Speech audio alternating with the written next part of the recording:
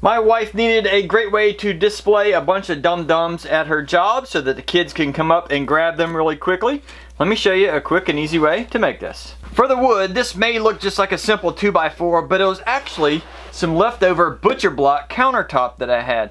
But if you don't have this, you can use a 2x4. Just make sure you find some that have very little knots in it, otherwise it won't look good with a bunch of knots all through your wood. For the bottom section, this is 12 inches long, and for the top, it is 11 3/4, and that is so that this top piece can have a slight inset and just look a little bit better than it being just completely up and down. Now, since we're gonna have kids touching this all the time, I wanted to make sure I eliminated all the sharp edges.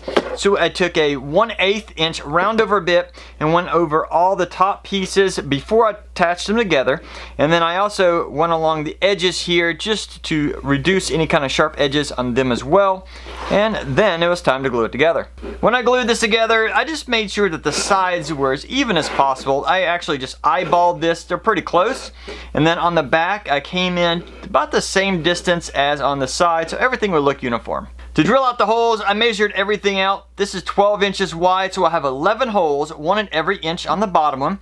On the top, it's slightly narrower, so I still have 11 holes, but the two middle ones, not the dead center one, but the two on the outside of it are slightly pushed in. But once you have all the DumDums in place, you can't really tell. When drilling these holes, I use an 11/64 inch bit, and I drilled them about an inch deep, and that allows the DumDums to get bounced around and not fall out easily. Once you have everything done, give it a good sanding, and then make sure you apply some kind of a finish on it, because kids have sticky and wet fingers, and just the oils from our hands will easily start to discolor this, so protect it with some kind of finish. And that is a great way to have a cool little display for your DumDums.